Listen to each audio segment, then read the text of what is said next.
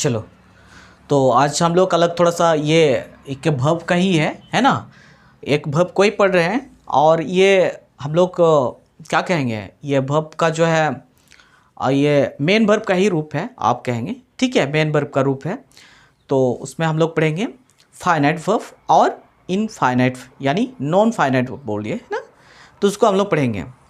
तो सबसे पहले हम लोग इसको लिख लेते हैं, है ना। क्या वर्ब है? फाइनाइट, याद करना, फाइनाइट और नॉन फाइनाइट वर्ब है। एक्चुअली फाइनाइट और नॉन फाइनाइट वर्ब जो है ये एक जो है आप बोलचाल की भाषा आप कहेंगे या एक मजाकिया भाषा के रूप में इसको हम लोग कहेंगे, तो आज़ादी वर्ब और गुलामी वर्ब के रूप में हम लोग इसको बांट सकते हैं। क्या वर्ब? आज़ादी वर्ब या गुलामी वर्ब, है ना। कोई जो देखिए वो जो है कोई आज़ादी यानी आप समझ पा रहे हैं, आज़ादी का मतलब है बिल्कुल किसी का जो अधीन में नहीं रहना, यानी किसी का बात को ना सुनना, बिल्कुल आज़ाद रहना, है ना। और ये गुलामी का मतलब यानी कोई किसी के गुलाम पे रहना, है ना। तो कोई आदमी जैसे होता है कि कोई आज़ाद रहता है ना, कुछ भी मन करता है सो करते जाता है, वैसे भी लोग होते हैं, है ना। और कोई लोग ऐसे भी होते हैं जो दूसरा का बात को पालन करता है, वो जैसे कहता है उसी के कमांड यानी उसी के आधार पर वो जो चलने लगता है ना। ऐसे तो वर्ब भी आप बोलिए कि मेन वर्ब जो है, जितने भी मेन वर्ब है ना, जो मेन वर्ब है जैसे जो है खेलना, जाना, रहना, खाना, पीना, सोना, ये सब जितने भी मेन वर्ब है, ये सभी वर्ब जो है क्या वो जो है किसी का अधीन रहता है या कोई वर्ब जो है किसी के अधीन नहीं रहता है ना। इसी के बारे में हम लोग आज पढ़ेंगे। तो उस वर्ब को क्या कहेंगे? फाइनाइट और नॉन फाइनाइट, है ना। इनफाइनाइट भी बोल सकते हो उसको, नॉन फाइनाइट, है ना। किस तरह क्लास में मैंने इनफाइनाइट भी बोलते हैं, है ना, नॉन फाइनाइट भी, है ना। तो उसी का ही बात कर रहा है, तो वही चीज़ है। तो हम सबसे पहले इसको यहाँ लिख लेते हैं, उसके बाद हम लोग समझते हैं, है ना। तो सबसे पहले हम लोग समझते हैं क्या? Finite verb. क्या वर्ब? फाइनाइट वर्ब, ठीक है। तो लिख लेते हैं यहाँ पे।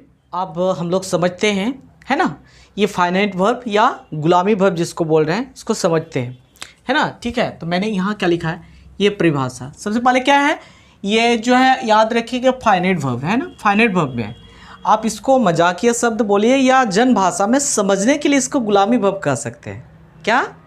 गुलामी वर्ब, है ना। गुलामी का मतलब आप समझ ही गए हैं, है ना।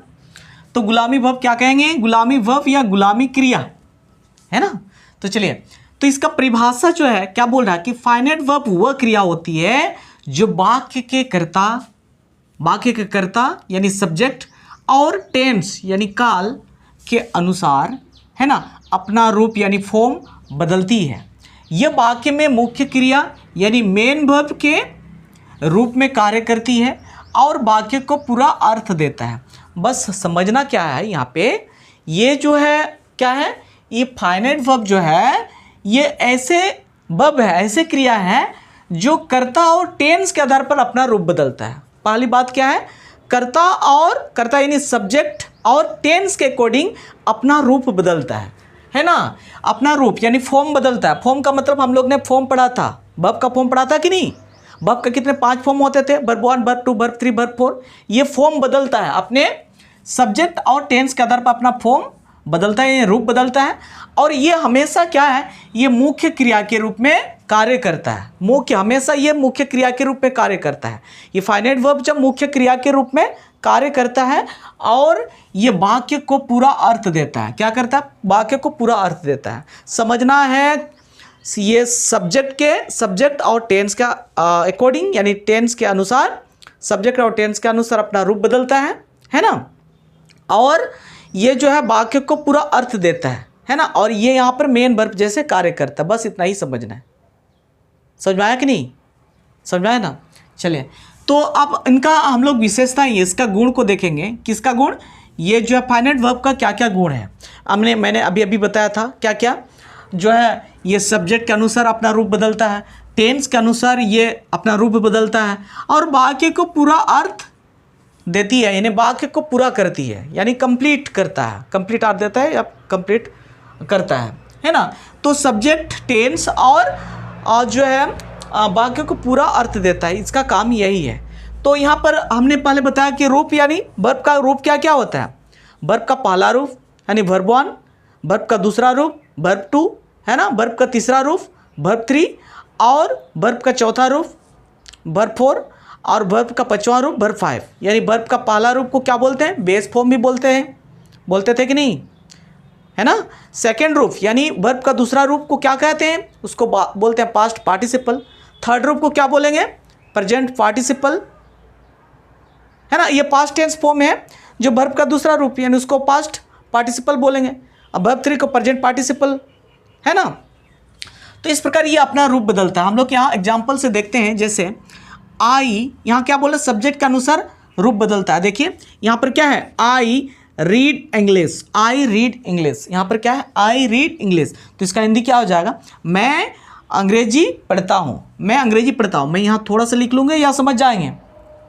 मैं अंग्रेजी पढ़ता हूँ, ये एग्जाम्पल समझना है ना। यहाँ पे हम लोग कोई ट्रांसलेशन नहीं सीख रहे, हम समझ रहे हैं, है ना। मैं अंग्रेजी पढ़ता हूँ। चलो मैं यहाँ पर मैं अंग्रेजी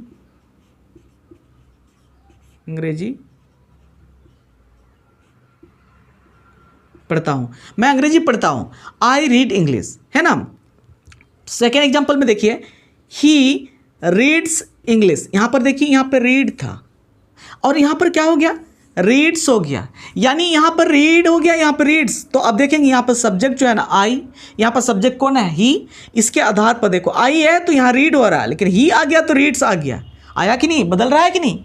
वह पढ़ता है, मैं पढ़ता हूँ, वह पढ़ता है। क्या पढ़ता है? इंग्लिश पढ़ता है। वह अंग्रेजी पढ़ता है, मैं अंग्रेजी पढ़ता हूँ। तो वह यहाँ पे जो है, जैसे वह आ गया तो हिंदी में तो पता नहीं चल रहा है, लेकिन इंग्लिश में क्या हो गया? रीड्स आ गया, है ना।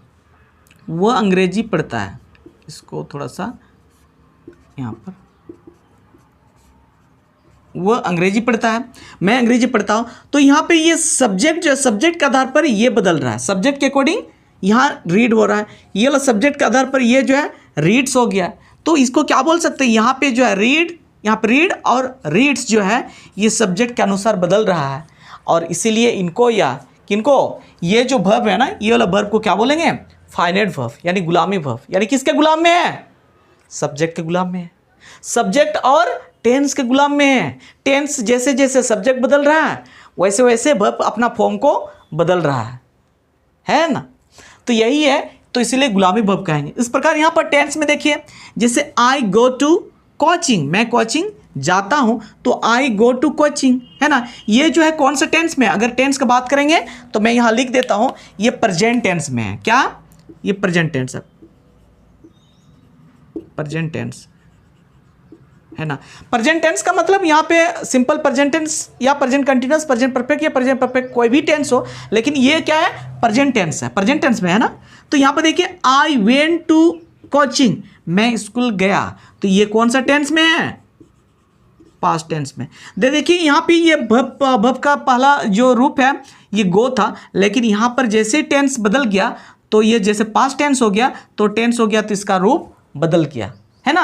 तो इसीलिए गो यहाँ पर लिख सकते हैं, इसीलिए मैंने लिखा है गो और वेंट जो है टेंस के अनुसार अपना रूप बदलता है। इसीलिए गो और वेंट को हम लोग कौन सा वर्ब बोलेंगे? Finite verb. क्या? फाइनाइट वर्ब, यानी गुलामी वर्ब, है ना, है कि नहीं। उस प्रकार ये कंप्लीट करता है। देखिए यहाँ पर he dances on the stage, he dances on the stage. तो यहाँ पर डांसेस आ गया, तो ऑन द स्टेज। तो यहाँ पर अगर ES, यहाँ पर DANCE एस अगर नहीं लगता तो हम लोग उसको कंप्लीट नहीं समझते, है कि नहीं। तो अभी कंप्लीट है। सी स्पीक्स इंग्लिश, तो यहाँ पर स्पीक्स जो है एस जुड़ा हुआ है, अगर ये नहीं रहता तो कंप्लीट नहीं होता, अधूरा रहता, है कि नहीं। तो इसीलिए ये डांसेस एंड स्पीक, यहाँ पे जो है डांस और स्पीक जो है फाइनाइट वर्ब है, फाइनाइट वर्ब है, और ये जो वाक्य को पूरा करता है। समझ में आया कि नहीं। तो यही है फाइनाइट वर्ब, यानी फाइनाइट वर्ब का मतलब है गुलामी वर्ब है। किसका किसका गुलाम में रहता है? सब्जेक्ट और टेंस के गुलाम में रहता है। सब्जेक्ट और टेंस के अनुसार जो वर्ब अपना रूप यानी फॉर्म को बदलता है उस वर्ब को क्या बोलेंगे? Finite verb. ठीक है, चलो। तो इस प्रकार हम लोग ने फाइनाइट वर्ब को सीखा। अब जो है नॉन फाइनाइट यानी इनफाइनाइट जिसको बोलिए या नॉन फाइनाइट वर्ब है, इसको हम लोग को सीखना है। तो सबसे पहले इसको नोट कर लीजिए, उसके बाद हम लोग क्या पढ़ेंगे, नॉन फाइनाइट। फटाफट इसको लिख लीजिए, नॉन फाइनाइट, उसके बाद हम लोग पढ़ेंगे। चलो, तो अब हम लोग नॉन फाइनाइट यानी इसका जो नेक्स्ट क्या है, नॉन फाइनाइट वर्ब को सीखेंगे। तो यहाँ पर कुछ नहीं करेंगे हम, इसमें देखिए इसका जस्ट जो है, इसका एग्जाम्पल का उल्टा हम लोग नॉन फाइनाइट बोलेंगे, इसका जस्ट उल्टा। जस्ट उल्टा का मतलब क्या है, देखिए यहाँ फाइनाइट है, नॉन फाइनाइट, अब यहाँ पर क्या जोड़ना, सिर्फ यहाँ पर नॉन फाइनाइट जोड़ देंगे, यहाँ पर NON नॉन फाइनाइट कर दिए, है ना। और यहाँ पर जो है इसको क्या जोड़ देंगे, यहाँ पे जो है अनियत को जोड़ देंगे, अनियत, है ना। और यहाँ पे जो है ये क्या है, आप इसमें गुलामी वर्ब था ना, आप यहाँ पर इसको आज़ाद कर दिए, है ना, आज़ादी वर्ब कर दिए, ये देखिए आज़ादी वर्ब हो गया। तो यहाँ पर जो इसका डिफिनेशन है, यहाँ पर जो है फाइनाइट नहीं करना है, यहाँ पर नॉन फाइनाइट करेंगे, इसको तो चेंज कर सकते हैं ना, इसको नॉन फाइनाइट करेंगे तो बस इसका डिफिनेशन बन जाता है। यहाँ पर क्या करेंगे, नॉन फाइनाइट, यहाँ पर नॉन कर देंगे, NO non, RFINIT non finite verb. Non finite verb वह क्रिया, यहाँ पर देखिए, यहाँ पर इसका मतलब नॉन फाइनाइट मतलब आज़ाद होगा, मतलब सब्जेक्ट और टेंस के अकॉर्डिंग ये सब्जेक्ट और टेंस के अनुसार रूप नहीं बदलता है। यहाँ पर क्या जोड़ देना है, इसमें कर देंगे तो फिर ये हो जाएगा। देखो, नॉन फाइनाइट वर्ब वह क्रिया होती है जो वाक्य के कर्ता यानी सब्जेक्ट और टेंस यानी काल के अनुसार अपना रूप यानी फॉर्म, यहाँ पर क्या लिखेंगे, फॉर्म नहीं बदलती है। यहाँ पर यही क्या बदल देंगे, फॉर्म नहीं बदलती है ना। यह वाक्य में मुख्य क्रिया के रूप में कार्य नहीं करता है ना। इसको यहाँ पर इसको मिटा देना है, इसको मैं इसको हाथ से मिटा देता हूँ, है ना। यहाँ पर इतना ही करना है भाई, इतना में ही बोल रहा है, रूप में कार्य नहीं करती है, बस इतना ही है। ये इसका डिफिनेशन है। क्या है इसका डिफिनेशन, तो ये तो इनके आधार पर तो नहीं होता है, तो सॉरी, तो ये जो नॉन फाइनाइट का ये विशेषता अगर देखेंगे तो यहाँ विशेषता में थोड़ा सा हम लोग बदलाव करेंगे। क्या क्या बदलाव करेंगे, ठीक है, क्या क्या बदलाव करेंगे, इसको थोड़ा सा लिख लेते हैं, ठीक है। यहाँ बदलाव क्या करेंगे,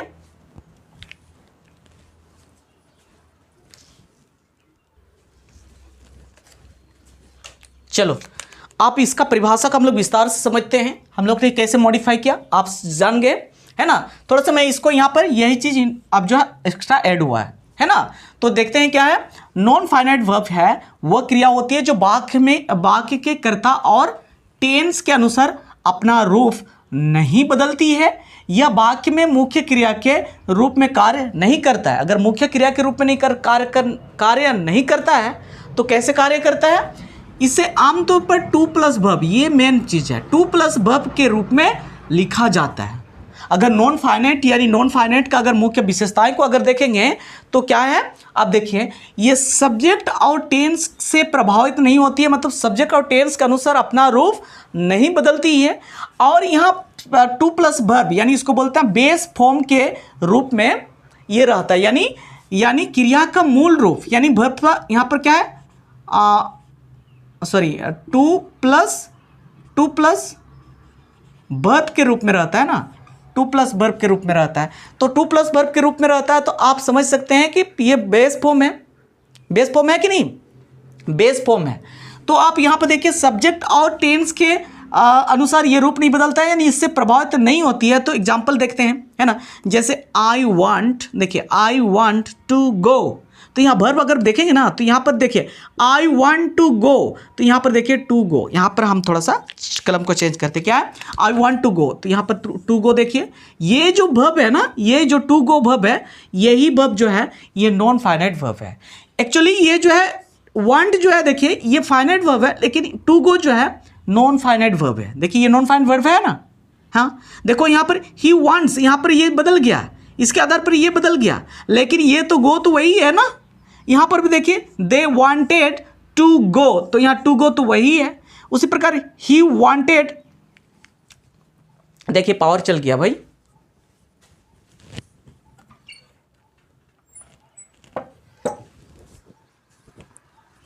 देखिए पावर चल गया, फिर थोड़ा सा आपको उतना सही से नहीं दिखेगा, लेकिन दिखेगा, ठीक है। तो आप अंतिम हो रहा है, हम लोग इसको समझते हैं। तो यहाँ पर क्या हम लोग क्या समझे, he wants to go up, they wanted to go and he wanted to go. यहाँ पर wanted to go, to go, ये बदल रहा है या वैसे ही है, कोई प्रभाव नहीं पड़ रहा है, जैसे भी यहाँ पे जैसे भी हो, लेकिन वे ऐसे ही यहाँ भी, ऐसे ही यहाँ भी, ऐसे ही वैसे का वैसे है ना। उस प्रकार आप बोल सकते हैं ये वाला जो वर्ब है, वांट जो है ये फाइनाइट वर्ब है, लेकिन टू गो जो है नॉन फाइनाइट वर्ब है। याद रखिए ये जो है क्या है, ये फाइनाइट वर्ब है। क्या यहाँ पर फाइनाइट वर्ब इसको बोल सकते हैं, फाइनाइट वर्ब है, लेकिन ये जो है ये कौन सा वर्ब है, नॉन फाइनाइट है ना, सॉरी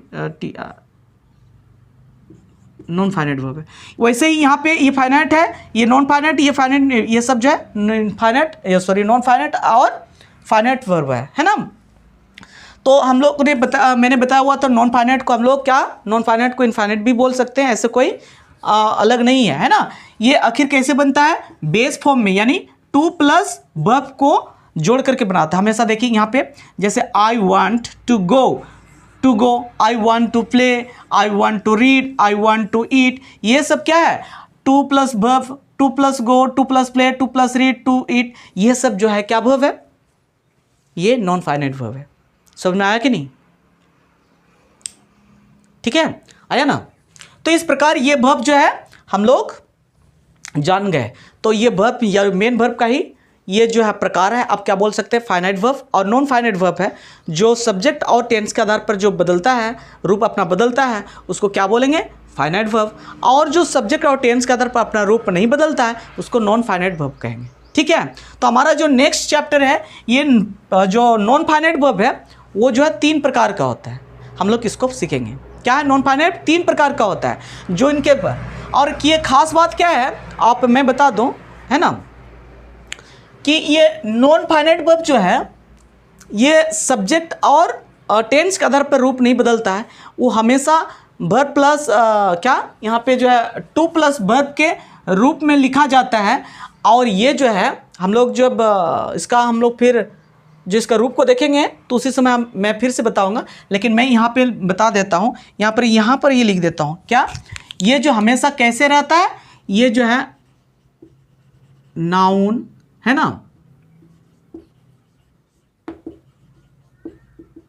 एडजेक्टिव, नाउन एडजेक्टिव और क्या,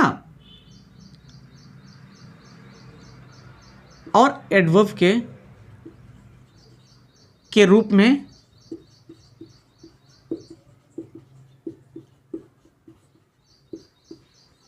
प्रयोग होता है। ये भी याद करके रखना है। मैं और फिर जो है नॉन फाइनाइट इसको और इसका प्रकार को देखेंगे तो उसी समय फिर से मैं लिखा दूंगा। अभी आप याद करके रखिए क्या है, ये नाउन एडजेक्टिव एडवर्ब के रूप में, नाउन के रूप में या एडजेक्टिव या एडवर्ब के रूप में इसको प्रयोग करते हैं, ठीक है। चलिए फटाफट इसको लिख लीजिए।